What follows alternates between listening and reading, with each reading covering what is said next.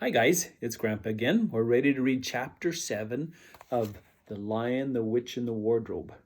But I want to review for just a second with you.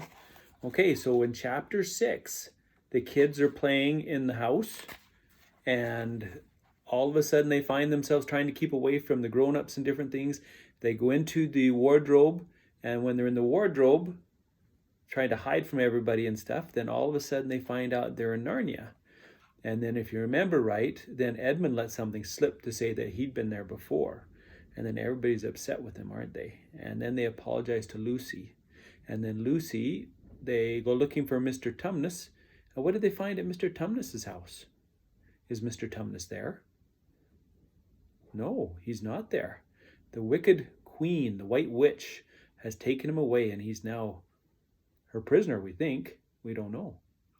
And so they don't know what to do. So then they start following this robin. They see the robin and they follow the robin. And that leads us to chapter 7, which is entitled A Day with the Beavers. While the two boys were whispering behind, both the girls suddenly cried, "Oh!" and stopped. "The robin!" cried Lucy. "The robin! It's flown away!" And so it had, right out of sight. "And now what are we to do about it?" "And now what are we to do?" said Edmund, giving Peter a look which was as much as to say, "What did I tell you?" "Shh, look," said Susan. "What?" said Peter. "There's something moving among the trees over there to the left." They all stared as hard as they could, and no one felt very comfortable. "There it goes again," said Susan presently. "I saw it that time too," said Peter. "It's still there. It's just gone behind that big tree." "What is it?" asked Lucy, trying very hard not to sound nervous. "Whatever it is," said Peter, "it's dodging us. It's something that doesn't want to be seen." "Let's go home," said Susan. And then, though nobody said it out loud, everybody suddenly realized the same fact that Edmund had whispered to Peter at the end of the last chapter. They were lost. "What's it like?" said Lucy. It's kind of an animal," said Susan. And then, look, quick, there it is." They all saw it at the same time, a whiskered furry face which had looked out at them from behind a tree. But this time it didn't immediately draw back. Instead, the animal put its paw against its mouth, just as humans put their finger against their lips when they're trying to signal to be quiet. Then it disappeared again. The children all stood holding their breath. A moment later, the stranger came out from behind the tree, glanced all around as if it were afraid someone was watching, and said, "Hush," made signs to them to join it in the thicker bit of wood where it was standing, and then once more disappeared. "I know what it is," said Peter. "It's a beaver. I saw its tail." "It wants us to go to it," said Susan, "and it warns us not to make any noise." "I know," said Peter. The question is, are we to go or not? What do you think, Lou?"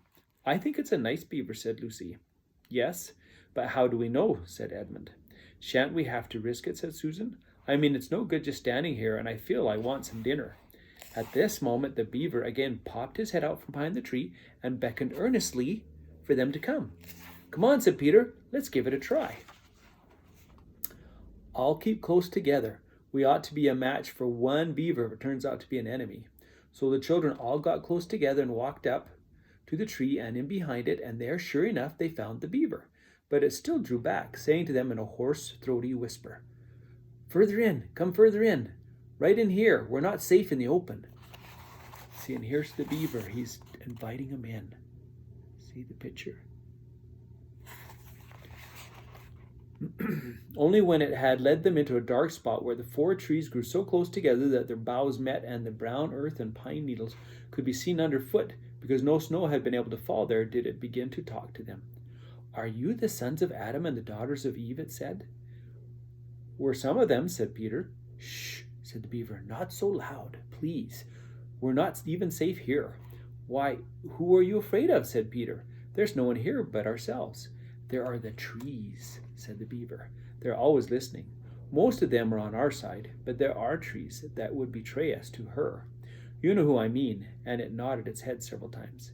"If it comes to talking about sides," said Edmund, "how do we know you're a friend?" "Not meaning to be rude, Mr. Beaver," added Peter, "but you see, we're strangers." Quite right, said the beaver. "Here is my token." With these words it held up to them a little white object. They all looked at it in surprise, till suddenly Lucy said, "Oh, of course, it's my handkerchief, the one I gave to Mr. Tumnus." "That's right," said the Beaver. "Poor fellow. He got wind of the arrest before it actually happened and handed this over to me. He said that if anything happened to him, I must meet you here and take you on to—" Here the Beaver's voice sank in silence, and it gave one or two very mysterious nods. Then, signaling to the children to stand as close around it as they possibly could, so that their faces were actually tickled by its whiskers, it added in a low whisper, "They say Aslan is on the move. Perhaps he's already landed." And now a very curious thing happened. None of the children knew who Aslan was any more than you do. But the moment the Beaver had spoken these words, everyone felt quite different. Perhaps it has sometimes happened to you in a dream that someone says something which you don't understand, but in the dream it feels as if it had some enormous meaning. Either a terrifying one which turns the whole dream into a nightmare, or else a lovely meaning, too lovely to put into words, which makes the dream so beautiful that you remember it all your life and are always wishing you could get into the dream again. It was like that now. At the name of Aslan, each one of the children felt something jump in its inside. Edmund felt a sensation of mysterious horror. Peter felt suddenly brave and adventurous. Susan felt as if some delicious smell or some delightful strain of music had just floated by her. And Lucy got the feeling you have when you wake up in the morning and you realize that it's the beginning of holidays or the beginning of summer. "And what about Mr. Tumnus?" said Lucy. "Where's he?" "Shh," said the Beaver. "Not here. I must bring you where we can have a real talk and also dinner." No one except Edmund felt any difficulty about trusting the Beaver now, and everyone, including Edmund, was very glad to hear the word dinner. They therefore all hurried along behind their new friend, who led them at a surprisingly quick pace, and always in the thickest parts of the forest for over an hour. Everyone was feeling very tired and very hungry when suddenly the trees began to get thinner in front of them and the ground to fall steeply downhill. A minute later they came out upon the open sky. The sun was still shining, and found themselves looking down on a fine sight. They were standing on the edge of a steep, narrow valley, at the bottom of which ran, at least it could have been running if it hadn't been frozen, a fairly large river. Just below them a dam had been built across this river, and when they saw it, everyone suddenly remembered that of course beavers are always making dams, and felt quite sure that Mr. Beaver had made this one. They also noticed that he now had a sort of modest expression on his face, the sort of look people have when you are visiting a garden they've made, or reading a story they've written. So it was only common politeness when Susan said, "What a lovely dam," and Mr. Beaver didn't say hush this time, but said, merely a trifle, and it isn't really finished." Above the dam there was what ought to have been a deep pool, but was now, of course, a level floor of dark green ice, and below the dam, much lower down, was more ice, but instead of being smooth, this was all frozen into the foamy and wavy shapes in which the water had been rushing along at the very moment when the frost came. And where the water had been tickling over and spurting through the dam, there was now a glittering wall of icicles, as if the side of the dam had been covered all over with flowers and wreaths and festoons of the purest sugar. And out in the middle, and partly on top of the dam, was a funny little house, shaped rather like an enormous beehive, and from a hole in the roof smoke was going up, so that when you saw it, especially if you were hungry, you at once thought of cooking and becoming hungrier than you were before. That was what the others chiefly noticed, but Edmund noticed something else. A little lower down the river there was another small river, which came down another small valley to join it. And looking up that valley, Edmund could see two small hills, and he was almost sure they were the two hills which the White Witch had pointed out to him when he parted from her at the lamp-post the other day. And then between them he thought must be her palace, only a mile off or less. And he thought about Turkish delight and about being a king. "And I wonder how Peter will like that," he asked himself, and horrible ideas came into his head. "Here we are," said Mr. Beaver, "and it looks like Mrs. Beaver is expecting us. I'll lead the way, but be careful and don't slip." The top of the dam was wide enough to walk on, though not for humans. A very nice place to walk because it was covered with ice, and though the frozen pool was level with it on the one side, there was a nasty drop on the to the lower river on the other. Along this route Mr. Beaver led them in single file right out to the middle, where they could look a long way up the river and a long way down it. And when they had reached the middle, they were at the door of the house. Here we are, Mr. Beaver, said Mrs. Here we are, Mrs. Beaver, said Mr. Beaver. I found them. Here are the sons and daughters of Adam and Eve, and they are all went in. The first thing Lucy noticed as she went in was a burring sound, and the first thing she saw was a kind-looking old she-beaver sitting in the corner with a thread in her mouth working busily at her sewing machine, and it was from it that the sound came. She stopped her work and got up as soon as the children came in. See, and here's a picture of her. There she is working at her sewing machine.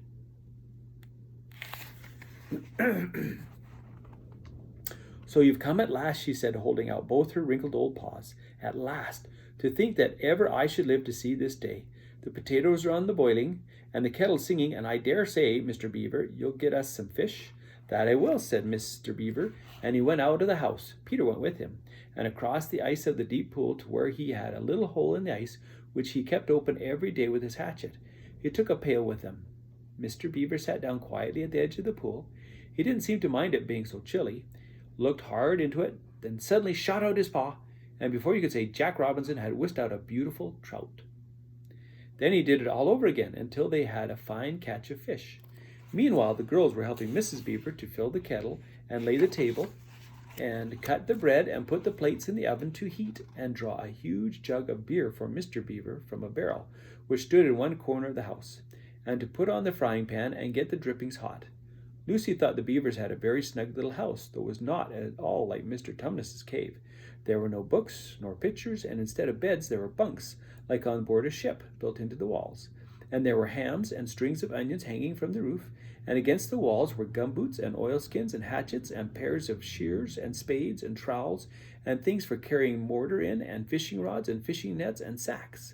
And the cloth on the table, though very clean, was rough.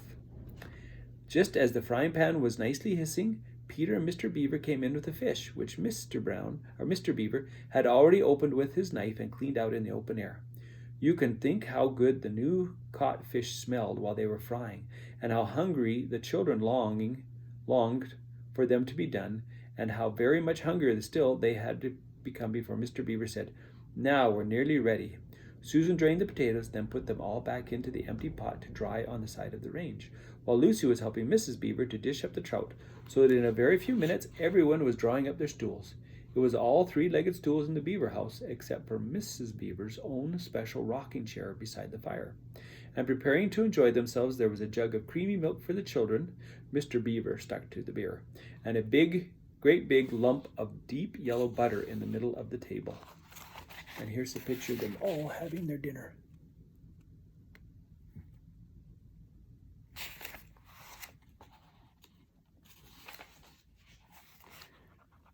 From which everyone took as much as he wanted to go with his potatoes, and all the children thought, and I agree with them, that there's nothing to beat good freshwater fish if you eat it when it has been alive half an hour ago and has come out of the pan half a minute ago. And when they had finished the fish, Mrs. Beaver brought unexpectedly out of the oven a great and glorious sticky marmalade roll, steaming hot, and at the same time moved the kettle onto the fire so that when they had finished the marmalade roll, the tea was made and ready to be poured out. When each person had got his or her teacup, each person shoved back his or her stool so as to be able to lean against the wall and give a long sigh of contentment. "And now," said Mr. Beaver, pushing away his empty beer mug and pulling his cup of tea toward him, "if you'll just wait till I've got my pipe lit up and going nicely, why, now we can go to business. It's snowing again," he added, cocking his eye at the window. "That's all the better, because it means we shan't have any visitors, and if anyone should have been trying to follow us, why, he won't find any tracks." And that's the end of chapter 7. And we're ready for chapter 8. Chapter 8 is what happened after dinner. Okay. All right. Well, I love you guys, and we'll read another chapter tomorrow. Bye-bye.